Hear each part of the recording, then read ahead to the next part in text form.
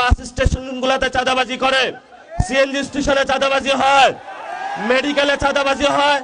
আল্লাহর রাস্তা আপনারা এগুলা বন্ধ করেন। এবং কুমিল্লায় আমরা শুনেছি অনেক জায়গায় ছোট ছোট কিছু গডফাদার আছে এবং এরা নিত্য নৈমিত্তিকভাবে খুন করে বেড়ায়।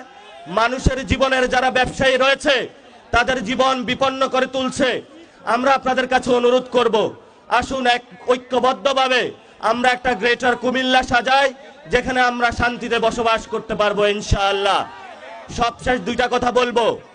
আমাদের ইনকিলাবের পথিক শহীদ ওসমান হাদি ভাইয়ের হত্যা হয়েছে, বাংলাদেশে আমরা শুনেছি বিচার হবে, কিন্তু বিএনপি সরকার গঠন করেছে। আমরা প্রধানমন্ত্রী তারেক রহমানকে অনুরোধ করব যে আপনি এই বিচার যে প্রক্রিয়া রয়েছে সেটা দ্রুত উদ্যোগ নিন। বাংলাদেশের সারা তরুণ সমাজ অপেক্ষায় আছে, আমরা রাজপথে নামতে প্রস্তুত আছি, কিন্তু আপনাদেরকে সময় দিচ্ছি।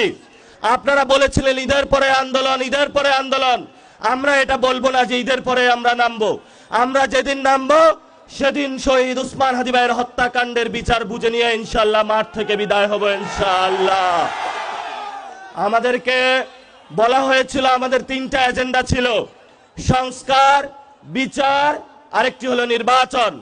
নির্বাচন হয়েছে, আপনারা যেভাবে হোক ক্ষমতায় গিয়েছেন, তাহলে এখন সংস্কারের কি হবে? আমরা সবাই ভোট কেন্দ্রে গিয়েছিলাম, গণভোটে হাঁকে জয়যুক্ত করে বাংলাদেশের মানুষ দিয়েছিল। সংস্কারকে ব্যাহত করার প্রচেষ্টা চলছে। আল্লাহর রাস্তায় আপনারা জনগণ যে ম্যান্ডেট দিয়েছে সংস্কারের পক্ষে, জনগণের বিরুদ্ধে যাবেন না।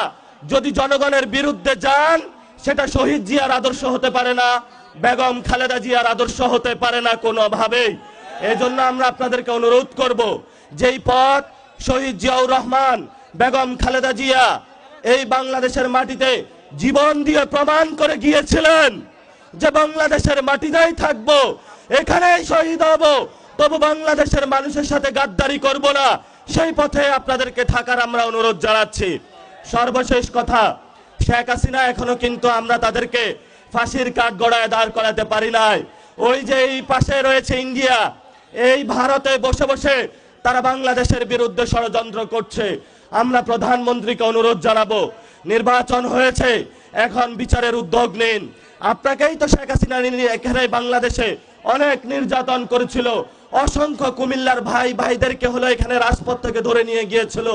এই যে কুমিল্লার সাক্কু ভাই থেকে শুরু করে প্রত্যেকটা ব্যক্তি এখানে ইয়াসিন ভাই নির্যাতিত হয়েছিল আমরা জানি। কিন্তু আমরা এখন কি দেখতে পাচ্ছি? শেখ হাসিনা ওইখানে বসে বসে হাসছে আর রাজপথে আমরা এখানে বিচার